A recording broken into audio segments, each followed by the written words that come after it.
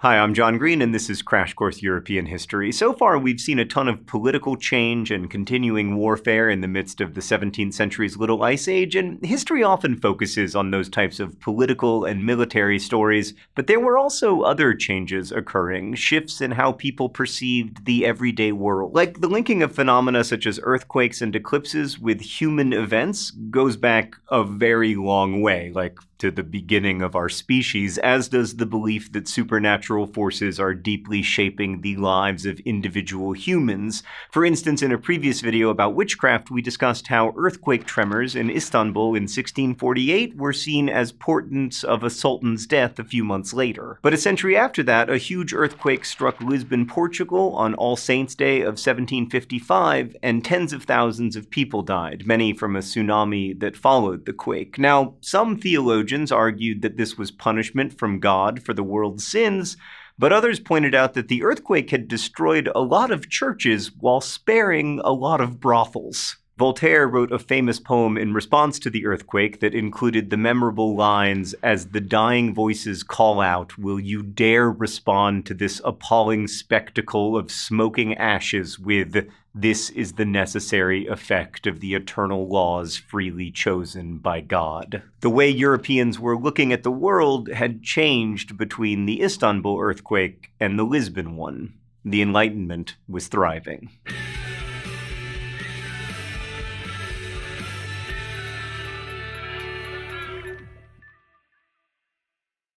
So today we want to emphasize that the Enlightenment was not all highfalutin calculations of the sun's orbit or theories about the mathematical laws of the universe, or for that matter, theories about earthquake causality. It also considered much more down-to-earth situations, like how people of different social classes should relate to one another, how trade and manufacturing should function, and what the relationship of ordinary people should be to their government. The Enlightenment, or Age of Light, refers to the belief that the musty old ideas needed to be exposed to the light of rational investigation to see if they were still valuable. The bright light of reason needed to shine on tradition.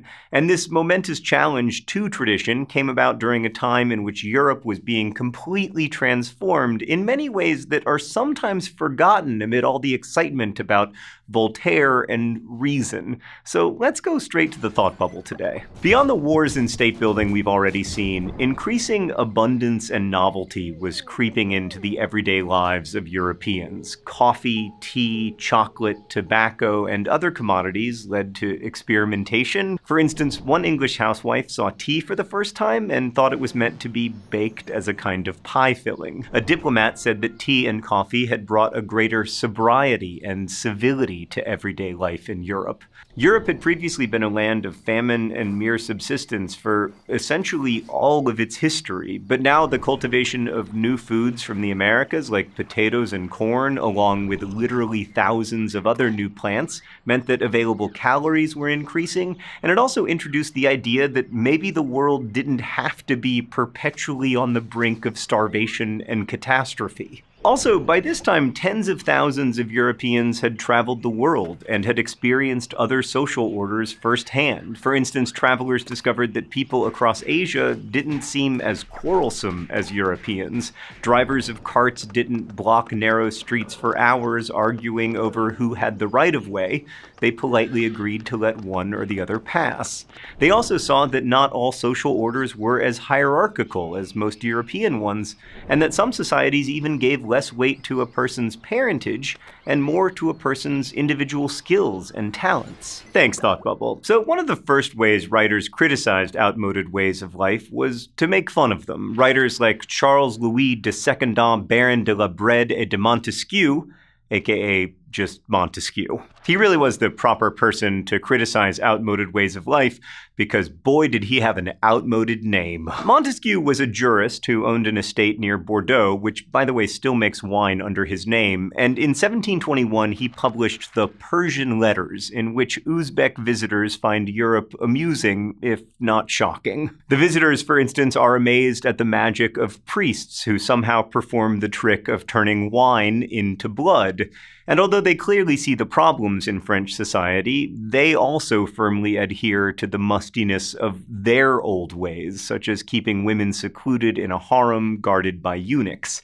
The message was that both Easterners and Europeans were imperfect. The author Voltaire, who, slightly off topic, was quite handsome. I mean, very striking eyes. At any rate, he had similarly critical and amusing takes. His discourtesy to aristocrats eventually got him sent to the Bastille prison, in fact. In many rollicking tales, Voltaire made fun of overweening rulers and their endless corruptions. He valued honesty and those who lived simple lives, cultivating their gardens, as he famously put it in his satirical novel Candide, which you can learn more about in Crash Course Literature. Full of horrors and injustice, Candide appeared 4 years after the Lisbon earthquake, which Voltaire thought was firm evidence that we did not live in the best of all possible worlds. To replace the old stuffy ways of monarchs and priests and aristocrats telling us that we were already living in a perfect world, people needed to learn how to embrace the newly desirable traits of the Enlightenment, like being honest and inquisitive and open. Swiss thinker Jean-Jacques Rousseau had many ideas about education reform, for instance. He wasn't a wealthy or titled person, but rather was born into a watchmaking family and lived among artisans.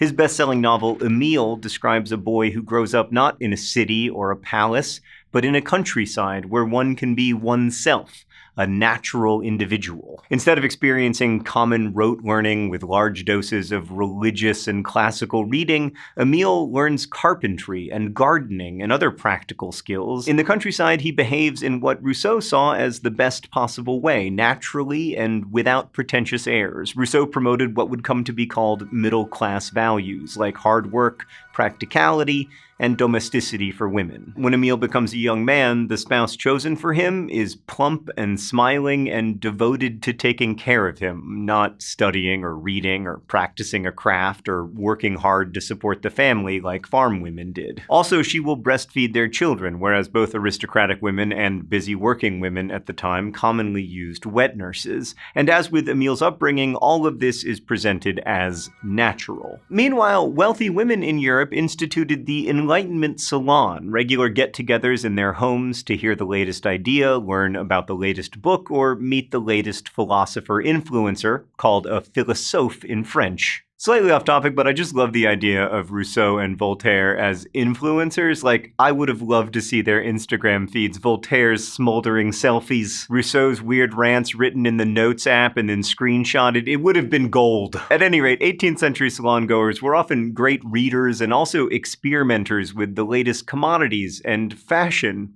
just like contemporary influencers, actually. And in terms of fashion, instead of looking to the courts for fashion inspiration, men like Voltaire now sported cottons from India made into handkerchiefs that were worn around the neck, which would soon metamorphose into the necktie.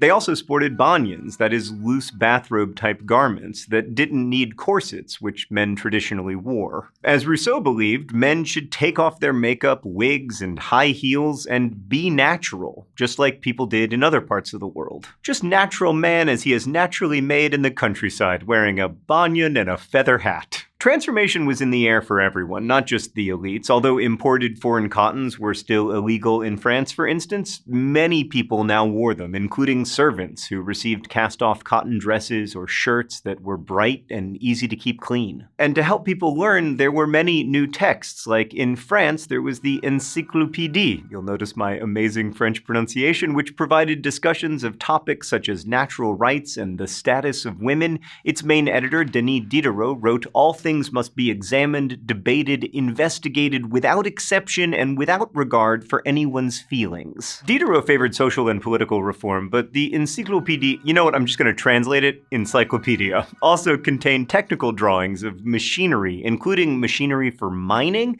and that reflected practical values and also provided a spur to inventiveness and growing prosperity in Europe. Also, mining, which was already pretty important, is about to become extremely important thanks to coal. In general, Enlightenment aims were more worldly than spiritual. In Scotland, philosopher David Hume promoted reason above religion, concluding that belief in God was mere superstition. Some people, called deists, argued that God existed, but that he didn't have influence on everyday life after having set in motion the machinery of the universe. Many important founding fathers in the United States were deists, and if you believe, as many philosophers did, that God keeps a distance from human affairs, then the persecution of people for their religious beliefs starts to seem like cruel fanaticism. And some philosophers became activists, like Voltaire was outraged by the torture of Jean Calas, who was accused of murdering his son to prevent him from converting to Catholicism. Calas's son had in fact committed suicide due to gambling debts. Calas was waterboarded and had every bone in his body broken before eventually dying under torture.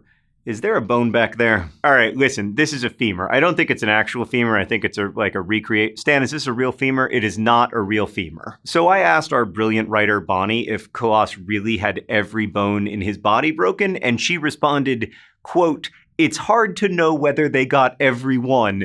And then she described Calas's torture to me with a level of detail that led me to conclude that, one, they probably did break every bone in his body, and two, oh my God, 18th century European torture was the worst. So last thing I'm going to say about this, if you invent a time machine, and I believe absolutely that you can, do not go back in time before maybe 2003? Don't get me wrong, things are bad, but remember, they used to be so much worse. Speaking of terrible, let's talk about slavery. So Enlightenment views also fed into rising movements in Britain and France and the Netherlands and their colonies to abolish slavery. By this time, the slave trade was massive, and there was growing acknowledgement of its cruelty. In 1770, the French Catholic abbé, or clergyman, Guillaume Raynal, laid out the violent devastation of native peoples by invading Europeans, and in 1788, the freed slave Olaudah Equiano described the Middle Passage after he had been kidnapped in present-day Nigeria and enslaved. Now, Equiano is often believed to have been born in South Carolina, and his riveting memoir may have been cobbled together from the harrowing tales of others, but still, it was a bestseller, and it captured the inhumanity of white people toward black people and advocated Enlightenment freedom and human rights for all. It also stirred freedmen and slaves alike to struggle for abolition. And there was also growing movements for other kinds of freedom. The Scotsman Adam Smith took on the mercantilist theory that global wealth was static and states could only increase their wealth by taking it from others, when he rejected ideas about stockpiling gold and refusing entry of goods into one's country, and also remaining a subsistence agricultural economy with serfs. He advocated instead for manufacturing and the division of labor and free trade. In a free or laissez-faire market, an individual would work and interact with others in the economy on the basis of their self-interest, and the sum of all self-interests would make for a balanced, harmonious, and prosperous society. Smith is best known today as the father of the free market, free trade, and individualism, thanks to his 1776 book, An Inquiry into the Nature and Causes of the Wealth of Nations. But he also opposed absolutism and urged concern for the overall well-being of society, because in addition to the benefits of laissez-faire economies that he saw,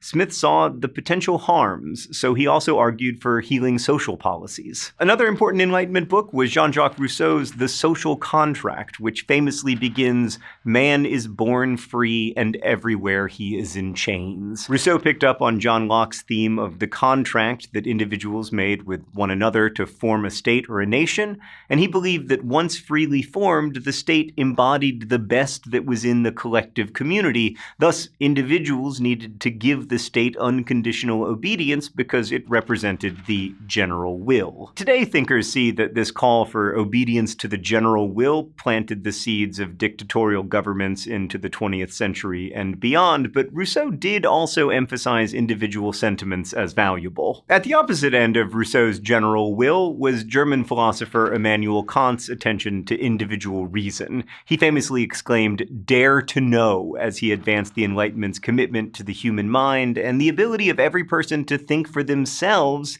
instead of simply obeying old commands and ideas. The human mind, he argued, housed categories of understanding with which information interacted to produce purely rational judgments. And in this way, we can trace our own culture's emphasis on individualism back to the Enlightenment. And many other individuals took refuge in Enlightenment thought, as well as taking it as a call to action. Upper-class Jewish women across Europe found the world of ideas so inspiring that they began salons too. In Berlin, for instance, they established 9 of the 14 salons in the city. And philosopher and author Moses Mendelssohn used the more tolerant atmosphere to express his optimism about the future of Jews in Europe. Because of the Enlightenment emphasis on reason, he believed that the age-old persecution of Jewish people would soon end. Of course, we know now that wasn't the case, and that much exploitation and oppression has taken place under the guise of reasoned thought. Pseudoscientific reason has been used to justify many forms of structural inequality, from racism to sexism to class systems. Rationality would not prove to be a way out of the human urge to create and marginalize outsiders. But Enlightenment thought was nonetheless transformative, and seeking worldly explanations for inequality and injustice did have significant real-world consequences. I mean, no longer would we see earthquakes merely as acts of God. Enlightenment challenges to the idea that we were already living in the best of all possible worlds would also help us to imagine and eventually to live in better worlds, albeit ones that are still profoundly imperfect. Thanks for watching. I'll see you next time. Thanks for watching Crash Course, which is made by all of these nice people and filmed here in the Jaden Smith Studios in Indianapolis. Huge thanks, as always, to our animators at Thought Cafe. Also, we've got lots of other Crash Course for you, including our video about Candide, so check that out. Thanks again for watching, and don't forget to be awesome.